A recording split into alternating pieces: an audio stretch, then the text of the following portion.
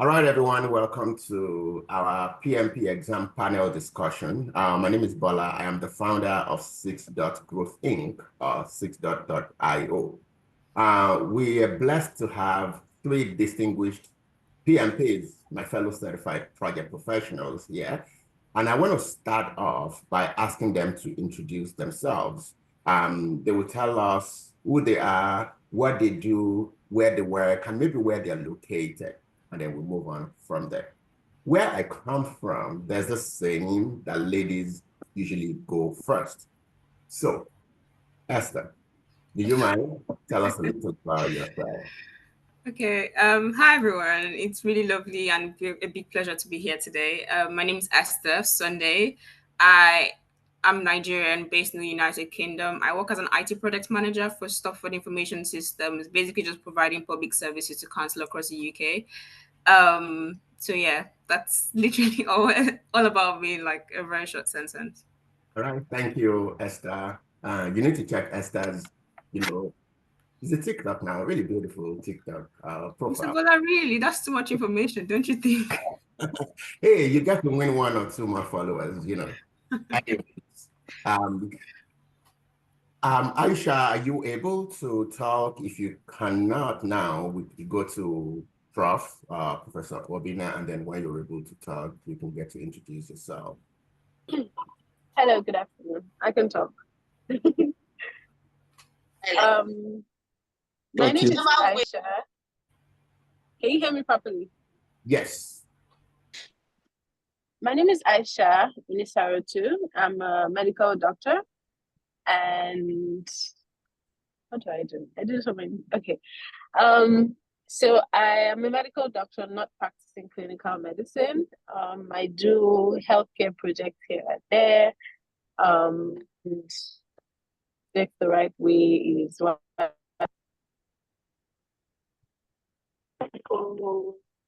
blessed be your name. Holy heaven, you are the Lord on earth. All right. So if you are not a panelist, please just go on mute. Let's only allow the panelists to talk. I think there may be some issue with Dr. Aisha's connection. I'll move to Prof. Obina. Hi, thank you, Bola, for having me, and it's a pleasure to be here too to share my experience with everyone here. My name is Obina Okafor. I'm a senior business analyst and also a consultant. By the side, I teach as a professor in two colleges here in Ontario, Canada. Originally, still Nigeria, lived in Canada, currently in United States, in New York precisely. I've worked in various industries like supply chain, trading, global trade, finance, academic, and currently in US healthcare. I'm passionate about meeting new people, and when I'm not busy, I love traveling and taking pictures and video creating content, though I don't have any public space or any public content out, but I just love doing that just to decompress and catch fun.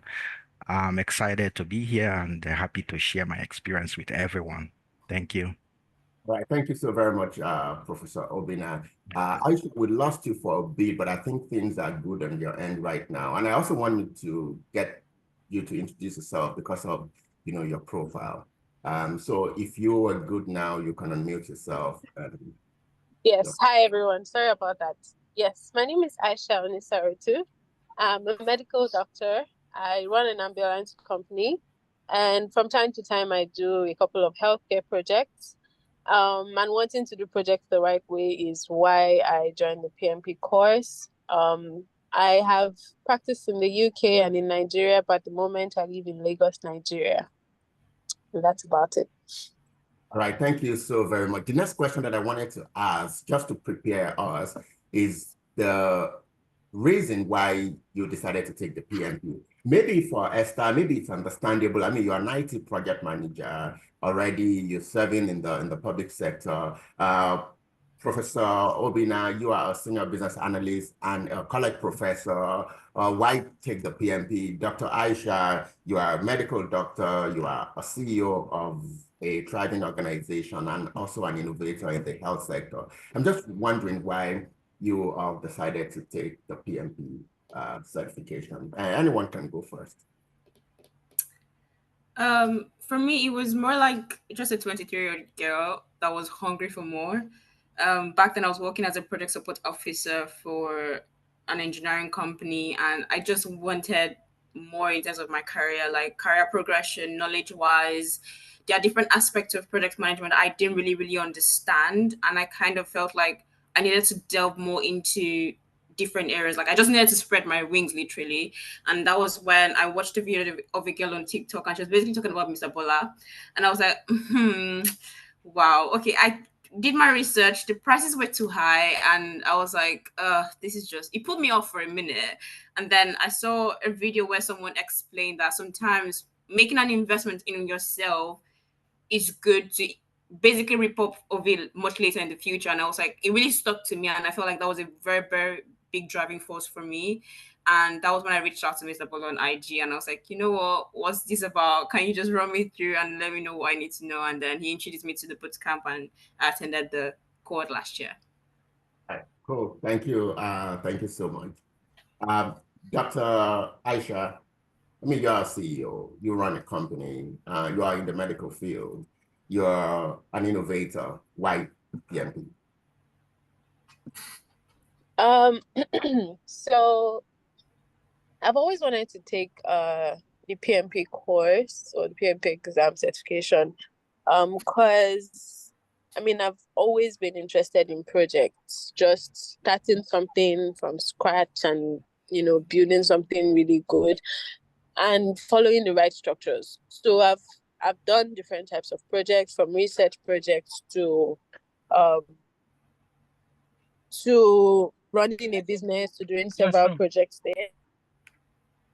So I just wanted to make sure that I was doing it the right way. So taking the PMP course sort of made me able to reflect on the previous projects that I've done and see, okay, these are the ways that I could have done this better. This would have, a proper structure.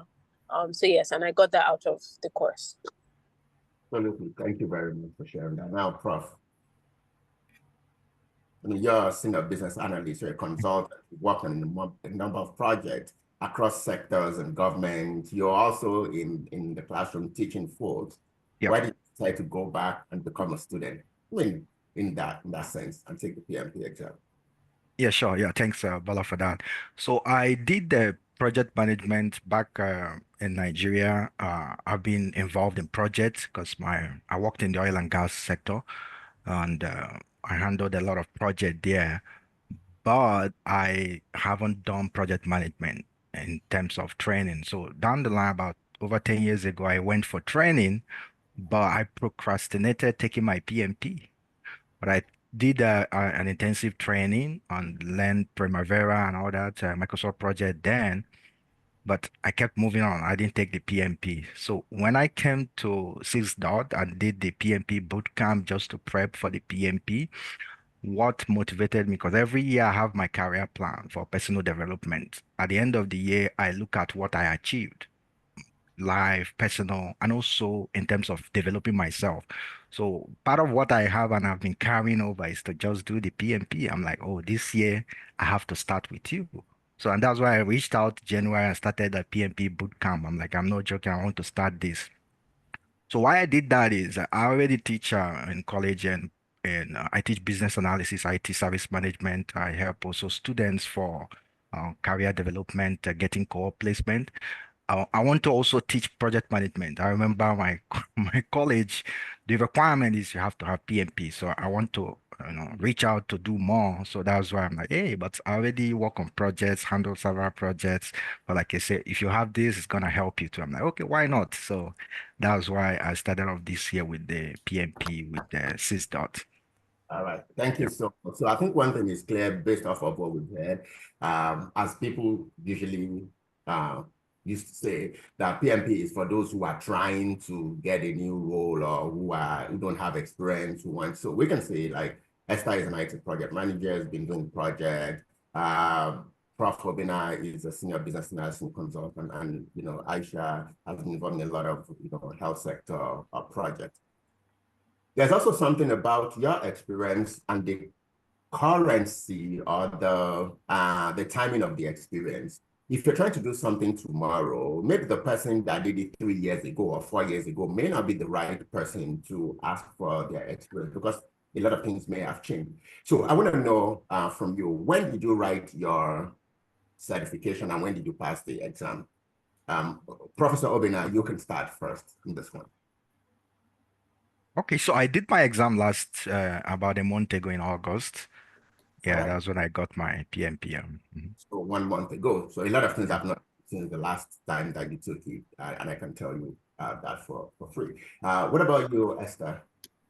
I think I'm on the same boat with Open. I was like literally a month ago. All right. So just a month ago, again, a lot of things have not changed. So a lot of their experience and what they're going to share will still be relevant for those who are trying to take the next one. So how about you, Dr. Aisha? I did the course in May and I did my exam end of August. So that's 3 months plus. All right. So August, we're in September right now. So within the last 1 month, I want to say all of them took their exams. So a lot of the things that I'm going to be sharing, I want to believe are still relevant. I think Dr. Aisha literally got into the second question, and this is what people ask. After the training, how long do you think I need to be able to prepare for and take the exam? And my response has always been, it depends on your personality, it depends on other things that you have going on, it depends on how quick you assimilate. Dr. Aisha, you said you finished the course in May, and then you took your exam in August. So June, July, about 2.5 months, how long it took you from when you finished the course. That's correct, right? What was the last thing you said? How long from when you finished the course, the boot camp, and when you took your exam? 3 months plus. 3 months plus. All right, cool. How about you, Esther? I took the bootcamp last year and I wasn't able to write it because I had a lot of things on my plate. Then I think this year I reviewed my career plans, basically things I wanted to achieve for the year, and PMP was like on top of my list.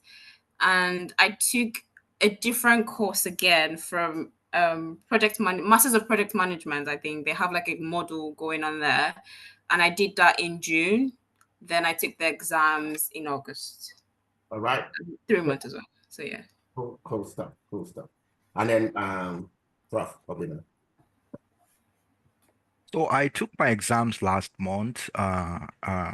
It took me 5 months before I took the exam. I know at the time I went hiatus within the period of preparing, but I'm like, oh, I don't have to lose track to getting my goal achieved then. But altogether, it took me 5 months.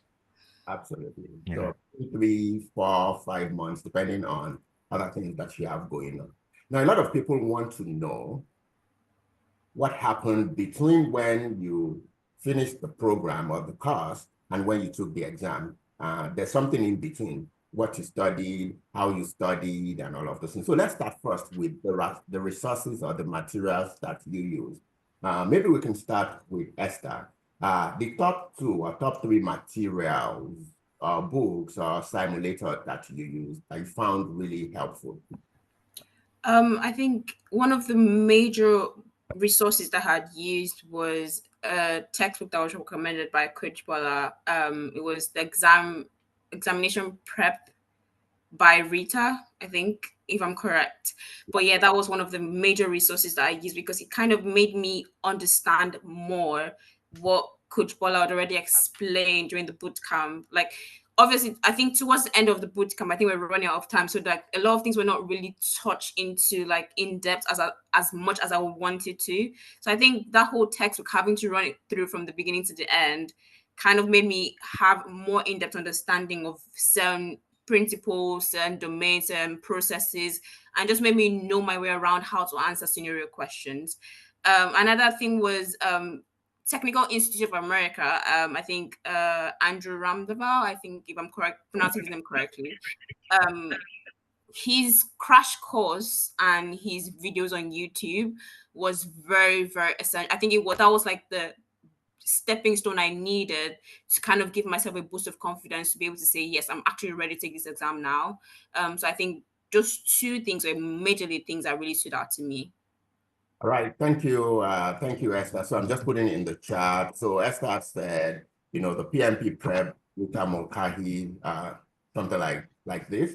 And then Andrew Ramdayal, and I always recommend Andrew Ramdayal as well. He's the owner of TIA. He's got a simulator, and he also has like a couple of YouTube resources that you can use. So thank you for sharing that. Professor Obina, you. Yeah, thank you, Bola. Yeah, I must comment to one of the things that you did that I liked was in the class you tried to have everyone to set a goal before even the class started. So that's, so people can be accountable, or you hold people accountable, or people will be aware of, they're making commitment, the time they want to write the exams. That's really impressive. So for me, after the boot camp, I joined the group discussion. It's a daily group discussion from the SixDots also recommended. So we met Mondays to Friday in the evening, and it was really helpful to stay in touch, to discuss with like minds and peers, go through questions. So during those period, I went through the TIA prep questions and also the exam topics just to familiarize, go through the questions, see how it's going. Initially, sometimes my scores were going up, down, and I kept doing that. And for my personal reading, I also apply personal reading that every day I devoted nothing less than 1 hour to study and practice. So I also got the Rita's book, the hard copy of it, read it, though I didn't finish it, but just for reference, I went through most of the key things there and the process groups. Then I did the YouTube. I found the YouTube handy because when I'm driving, instead of playing music or listening to music, I just hook it up on my car and I listen to the video why it plays those questions. So it was really helpful. Even when I'm flying, I just have it downloaded offline. I play it anywhere that I am, that I find that I have free time, I do that. So Andrew's video too on YouTube on questions were also very helpful. Another video or resource that I used is the David McLaughlin video on practice questions and how he explained that to us well. I went through that video, especially on the waterfall and the agile project management side of things. Then yeah, I think those are the things that I used most. The pinbox, I didn't finish the pinbox. I use the pinbox sometimes when they're being referred to, oh, go to pinbox, go to this page, especially when Andrew was explaining. So I use it just to cross-reference during my practice. So those were the resources that really helped me during this practice period. Thank you. Thank you so much. So I caught few things from you. The study group was really helpful because it brings, and I think that's sort of like the next set of things that I was going to talk about. The TIA by Andrew Ramdayal, especially the YouTube videos and the question and answer. The exam prep by Rita somehow, and then David McLaughlin YouTube resources. So I put that in for Dr. Professor Obina. Aisha. All right. So for study, initially I started out wanting to study in a group. But unfortunately, I couldn't get a group that fits my time. I wanted to join the study group in Canada, but it didn't quite fit my time. So I had to embark on studying by myself. So I started out with the TIA website, which I think was helpful to gaining the mindset in the beginning of how the questions are and stuff. I remember my first mocks were about, I think I got 67% twice. 67, 67. I was like, okay. How are we going to get there? So the next thing I then did, because I couldn't study fast enough before my subscription ended. So I resorted to YouTube and I found David McClahan's video very, very helpful. So I essentially went through his, I think it was, so there's a playlist that he has that is called the Foundational Principles of Project Management, I think.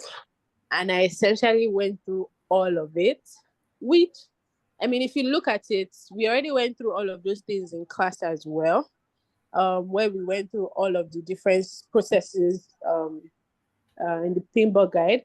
So I essentially went through all of it again from David McClahan and just listening to it while I was able to focus to hear what he had to say, and just randomly throughout my day.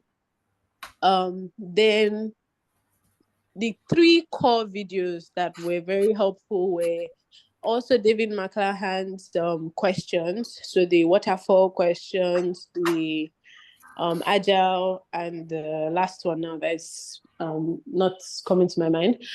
So they're like 100, 200, and 150. So those ones were very, very helpful. After I went through all of those questions with him, listening to how he broke it down and came about the answer, it really helped me like understand how to think towards reading the answers and getting to the best answer, because sometimes the answers can be confusing. So after that, I felt confident enough to go for the exam, but I just wanted something to test that confidence. So I subscribed for the study hall, the one from PMP, and I just tested my confidence and I was ready. So I went for the exam. Right. Thank you, Dr. Aisha. Most especially because of, you're particularly busy and also not really available to join the group. So I put a lot of the stuff that folks use here. The exam prep by Rita Mulcahy, it's kind of like a lot of resources, but a lot of information, but it's really good. Andrew Ramdayal video on YouTube is also very good. It just reinforces a lot of the things that you've probably read or that we've done in class.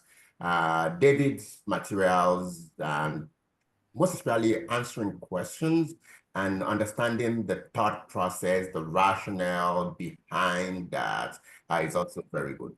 Now, you've touched on some of the things that I wanted to ask. One thing that I wanted to ask, your study strategy. I think, Prof. Obina, you already sort of talked about that, playing it while you're driving, or while you're at the airport, or while you're flying, also cross-referencing with the Pinball Guide.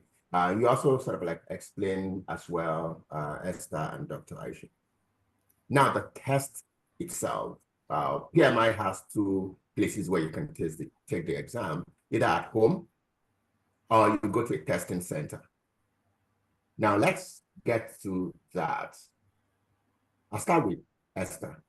Where did you take the exam and why? I took the exam at home. I feel like for me, taking it at home kind of helped me calm my nerves. I have a lot of anxiety, so I feel like if I have to take it at an exam center, it'll be above, way off out of the roof. And yeah, taking it at home was just the best option for me because it just helped me to like sit within myself and just calm myself for a minute, let everything sink in, and just like, yeah, hope for the best and pray about it. So I think that was the very best option that I had to go for. All right. Okay, cool. Thank you. Prof, home, testing center, and why? Yeah, sure. So I wanted to take it at home, but I didn't want to be in the comfort of my home, one. Secondly, I don't know what's gonna happen because, of course, I have a family and a little one, so I wanted to not take chances. And thirdly, I want to transfer the risk. and take it out of my control and put it on the study center. So based on this reason, I had to take it in the study center. Yeah. Thank you very much. Dr. Aisha. Yes, I took it at the center. It just made more sense. I mean, I'm in Nigeria. I'm not going to trust Nigerian internet. They can mess me up at any time. Yes, I took it at the center, and like Obina said, transferring the risk. Yeah. It was a no-brainer. So you see, the decision is greatly influenced by your personality and maybe your risk appetite. Esther would rather be comfortable and be in a place where, you know, she feels more comfortable and more familiar. Whereas Obina didn't want to be in a comfortable place and wanted to just, you know, go out. Now I know I'm not at home, I'm not playing, you know, and all of those things. And also, you know, family, kids. I don't know if you saw the video. There's a reporter who was reporting and was working from home. And while they were reporting directly live, their little one, you know, just opened the door and then crawled in, and then the wife tried to come in, and then it was all a mess. So to guide against all of those things. And what this means is look at your profile, look at your personality, look at your situation, look at what you are most comfortable with, look at where you feel you can perform the best and make a decision based on that. So on the day off, the morning, the afternoon, the evening, the night of the exam, from, you know, Esther, getting off your bed, I want to believe you didn't take the exam while lying on the bed. From getting off the bed to setting it up to getting in there, can you sort of just run us through that process from the beginning to the end? Okay, thank you. First of all, my exam was scheduled at 1 in the morning, like 1:50 in the morning. I think majorly because I think that was the only time I'm most available, and I didn't want to procrastinate it again.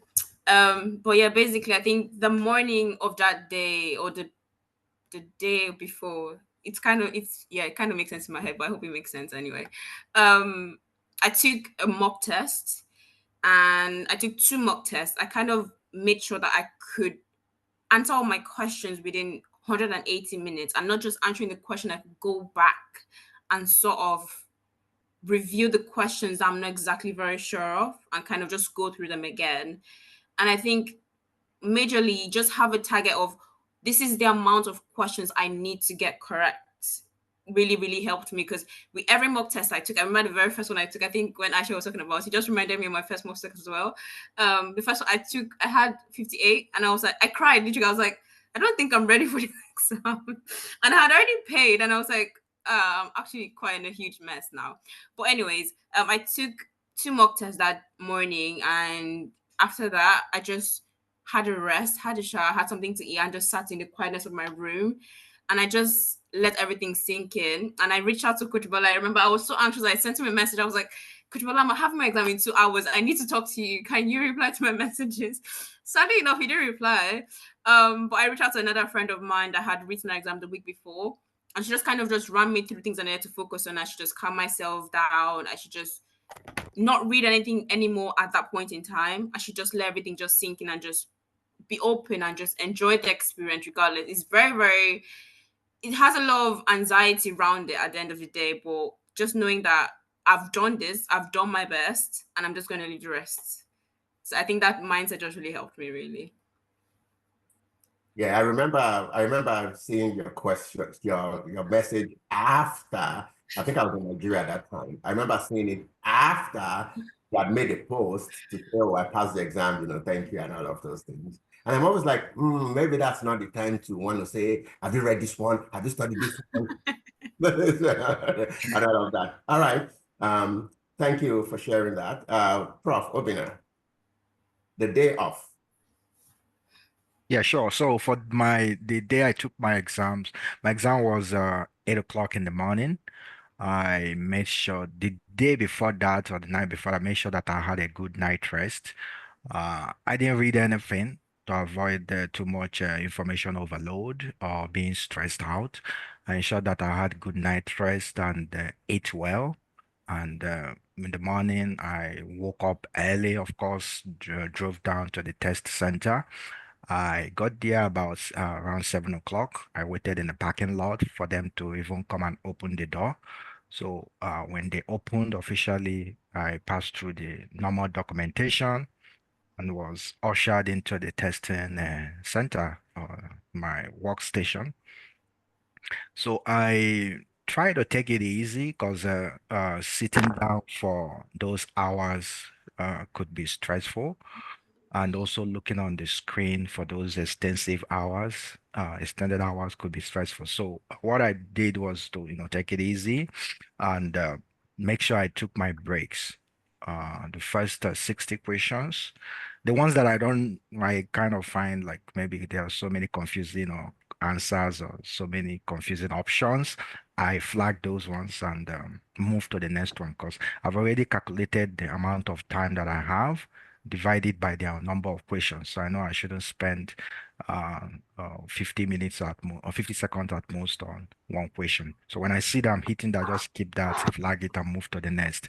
So by the time I finish the 60 questions, it's ready for me to take my break. I did a review to look at the questions that I flagged.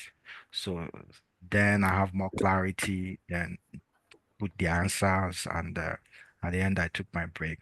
So during my break, I tried to stay hydrated, took water, and had some bathroom breaks, and also did some stretch because sitting down one place and looking at the screen could be stressful and a lot of fatigue. So I did stretch, some sit-ups, and that helped to get the blood flowing.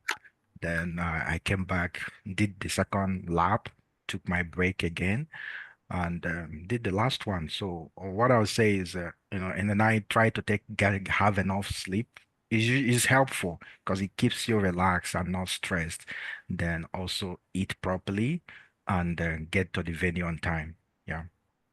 Right. Thank you. Thank you so much. In fact, you answered the next question that I was going to ask, and we're going to discuss this a lot more because this is one thing for you to prepare and prepare and prepare and prepare, and it's another thing for you to be ready mentally, physically during the day of, during the period of actually taking the exam.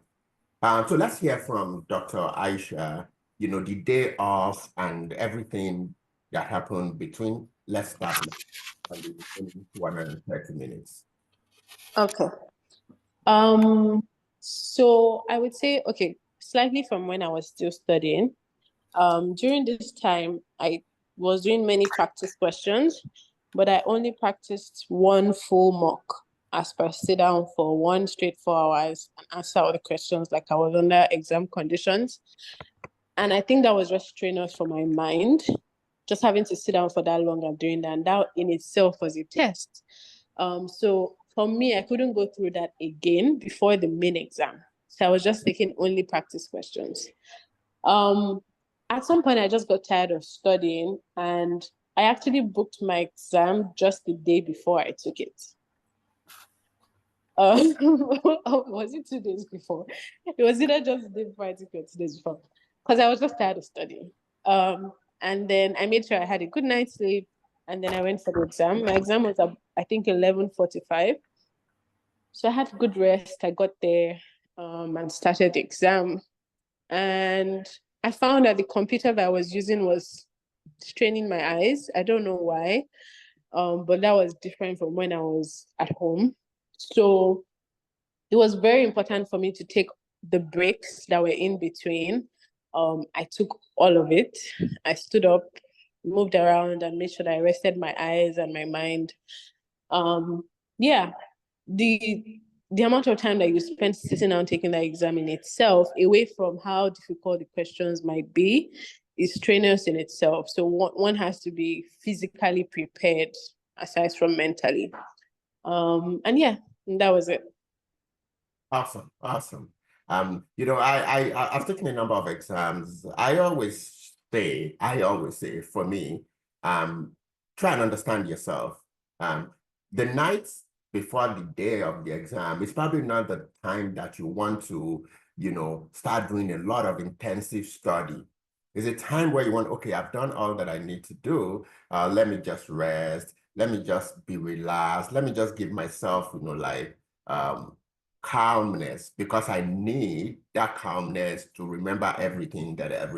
And there's other people that say, man, no, man, like I will study till I enter into the exam because I want it to be fresh and all of those. So it depends on your personality, but I always feel like, just as Dr. Aisha said, the 230 minutes that you're going into the exam to continue to answer question and think is a lot of stress already. You don't want to go in already tired, your head is banging, and then you have that 230 30 minutes. So get enough sleep, trust everything that you've done before that day, rest, and then you will be good. Now let's look at something like we wrap it up, and if anybody has any question. Now we've seen the materials that you use, and we can see a lot of commonalities, with the three of you. More important, the fact that, you're studying at different times in different places. Professor Obina is in the US, Essa is in the UK, Aisha is currently in Nigeria. So just like the TIA, some of the videos and all. We've also looked at how you study. Now, these guys are here. They're trying to get the exam done, and they're asking you, what will be your top 3 tips, both for studying and for the exam? If you will share that. Obina, do you want to start? Top 3 tips. Yeah, thank you for that question. So my top 3 tips will be first, if you've completed the boot camp or the PMP prep training, the next tip that I have is if you can also join the group session. It's going to help to, because the discussion is going to help to bring the ideas alive and also make you to internalize and memorize and remember the things that we are taught in the class, and also the things that you are even reading, and help you to develop the mindset, because that mindset is what I see is very important. Building that mindset is very important, because some things that are done in the real life project, the way we do it in the project or in the different organization is different for what PMP. Sometimes it's different from the answer the PMP will give you. So that mindset is key. And then from group session. The second, like practice. They say practice makes perfect. So in practicing, I'm not ruling out personal training or personal practice. Devote some time, even if it's 1 hour daily. It's consistency that matters. Devote time to read on your own and to go through some practice questions. So that will give you an example, an idea how the questions are framed, because it's mainly scenario questions. So you need to socialize and familiarize with that. That's number 1. Number 2, practicing. Then the third one is trying to take like a mock test. So the mock test is going to is like you're assessing yourself, gauge yourself, see where you are at a particular point in time. So if you take the mock test and you see yourself, you're not doing up to like 70% upwards, uh, it's not yet ready. You have to go back to the trenches to keep doing that. Go through, repeat the process again. So by the time you go through several questions, participate in the group sessions, read go through your personal studies, you find out that you start doing your performance on the mock test or practice questions will be above 70, and at that time I'll say that you're much more ripe to go and do the exam. So those are my tips. Yeah. All right, thank you so much, Yeah. Prof. Aisha, for you, top 3 tips, recommendation for those who are trying to get the exam. So, Okay. I mean, most of what I would say is similar to what has been said, but I would say, in the beginning, obviously listen in class. You can watch, I watched all the videos again from the class, and then watch all of David McLahan's videos just to see different perspectives and get the mindset, and then practice, practice, practice, and then make sure you rest before your exam. That's it. Absolutely. If you're in the boot camp, listen, we provide videos afterwards, watch them again, and then decide on your materials. David's video is very good, or any of the other ones that the other two panelists have recommended. And then rest for the exam, and then trust and believe that you will get it done. Esther. Thank you. Sorry, my video is out and not really technical at the moment to figure out how to set it back up.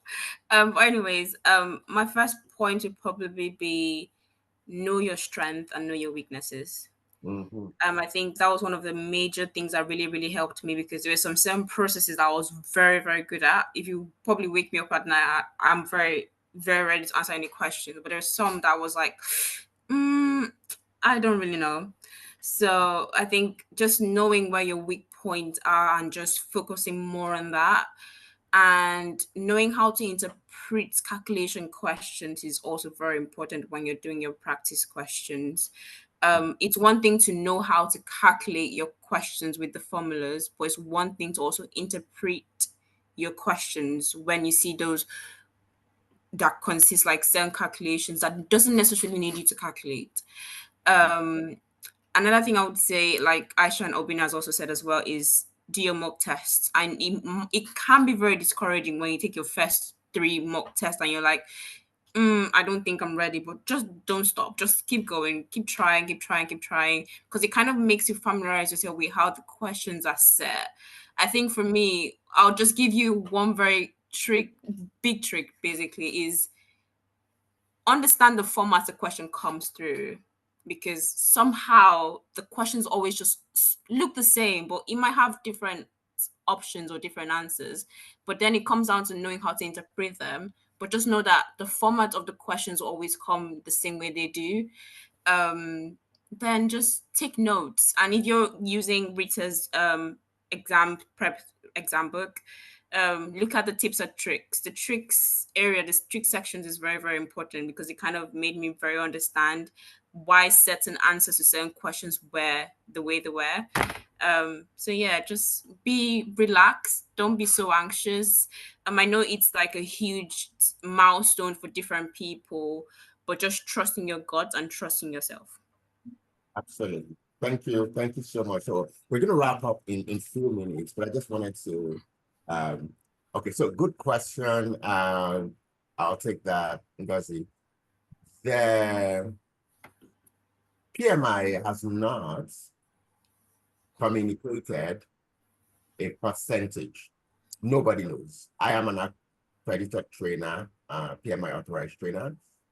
They give us information about the exam and all of those things. Nobody knows. Matter of fact, and Dr. Aisha, Esther, and Obina will tell you, when they got their result, they just saw 2 things. One, pass, and then they have 3 domains, and they explain to them their performance in those 3 domains, whether it's above target, whether it's on target, whether it's below target, and all that. So that's how PMI sort of like breaks their stuff. They set targets across those 3 domains, and then the performance across those 3 domains will determine whether you pass or not. And I kind of like that, because it ensures that you perform well across all the domains. If they set 60%, for example, and we know that from the people domain, we get about 42% of the questions. In the process domain, like 50% of the question, and in business environment, 8%. It's possible for you to get 60% and get nothing from business environment domain, almost nothing in people domain, but get everything in process domain. That doesn't make you a well-rounded project manager. You can't say I'm a good project manager. I only know, budget, schedule, and I don't know communication. So they use this, Bloom's taxonomy approach to grade, the question, and I like that a lot. So that's to your question, Ngozi. I also want to reiterate some of the things that we've heard, and we'll do this in our boot camp. At the beginning, set a target. Trust me, so many things will come your way. So many things will come your way. There'll be demand from work. There'll be attention grabbing, things from the house. If you don't have a target from the beginning, so many things will take you away. So many things will take away your attention. And if you're not careful, you find yourself, postponing and rescheduling and postponing. Take practice question. So there's practice question, as you heard from Obina and the others, and there's also mock. So practice question is, don't worry, no time. I'll give you feedback for every question that you didn't get right and all of those. So you can take 20 and take it in 1 hour or 3 hours. You can check the response. Mock is simulating the exam scenario. Number one, they give you all the 180 questions. They will scramble those questions. You will not be able to see feedback as you're taking. Also, you won't be able to pause. So you have that 230 minutes all at a stretch. That prepares you for what you are going to get. It's almost difficult to maintain your skills in the exam for 230 minutes if you have not done at least one mock, if you've not gone through the process before, because you're going to get tired. So that is that, and I always say, believe in everything that you've read. At times you're like, oh, maybe I've not read anything, maybe I've not studied. Believe that you have, and they will come for you. There's another strategy that Professor Obina shared. You have 180 questions. You have 230 minutes. What that means is you should not spend more than 80 seconds, in a question. You should not spend more than 80 seconds. So what he said he did was, you know what, when I get to a question and it looks like I don't know it, I don't want to spend too much time. I just choose the one that I think is the answer, and then I will mark it for review. I always recommend that. Mark it for review, so that when you have some time, you can always come back before your break and check it again. If you left the question unanswered, you may not have time to come back again. And what that means is you don't get any point at all. No attempt, no point. If you attempt it, even if you're not sure, if you attempt it and you can't come back, there's a 25% chance that you may be right. In fact, it may be 75, you may even be like totally right. So thank you, everyone. Get enough sleep, trust in you. We have a boot camp that we run, and I decided to bring the three folks because they've been part of the boot camp. And we also have a number of other programs. You can check our website, SixDots.io. I want to thank Esther. I want to thank Obina. I want to thank Aisha for coming today to share their thoughts, for being super open about their strategy for studying, about their fears and all of those things. There's a question here that I want to take. Thanks for the experience. I did a CAPM on the 6th edition, but need to go deep on agile project knowledge as per PMP. Any advice for this? So CAPM is associate level certification for project management. You get a lot of definition, what is not, which of this is. For PMP is more professional level. They immerse you in a project situation or scenario, just as you heard. You get more scenario questions. I will recommend, PMI says you get 35 contact hours. I look for a good training, boot camp, and do that. If you want to study by yourself, you probably can do that as well, but just make sure that you get, some of the resources that they have shared. So that would be to Macarena. I think that's how to pronounce your name. I apologize.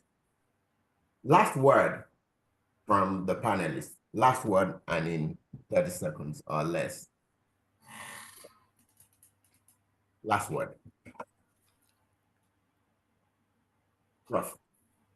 Yeah, sure. So my last word is, even if it's you are afraid, or just do it. You can do it. And one other thing is just book the time. I was also procrastinating booking a date, even though I said I'm going to do it this day or this month, but I was like, oh, pushing to book a date. So do it, even if I was afraid, set a timeline, book a date, because when you book a date, it's going to push you, you're working towards something. You've committed towards it. It's not just by just saying it, but you've already committed to it. So, but you've got this. Yeah. Absolutely. Thank you so much. Book a date. It will serve as motivation because, hey, it's $555 US. You can't get a refund, for the exam. Well, there's some situations that you can, but book a date and it pushes you to get it done. Esther. Last words from me would be trust yourself. Just know that, don't focus on the outcome. Like, you obviously have the outcome coming, but immerse yourself in the process. Commit everything that you can to that particular process of actually achieving that outcome. Because at the end of the day, after the exam is done, you get your result, you're rejoicing, you have so much to celebrate and talk about. But just make that sacrifice and compromise and trust yourself and trust the process. Absolutely. Absolutely. Thank you, Esther. And Aisha. The only thing that keeps coming to my mind is it's not the exam is not as hard as most people imagine it to be. It's not easy, but it's not as hard as most people imagine it to be. So if you get a sense that you're ready, just do it. Amen. It's not as hard as you think it is, actually. Once you prepare and you get this stuff done, enjoy the process. Hey, I want to be a better project manager. I want to be a better professional. I want to be able to teach. I want to be able to work. I want to be able to learn. Let that also be part of the motivation as you are preparing. Thank you, everyone, again. Really appreciate your time. I'll see you again. Thank you, and then enjoy the rest of your afternoon. Bye. Have a lovely day, everyone. Thank Bye. you, everyone. Bye.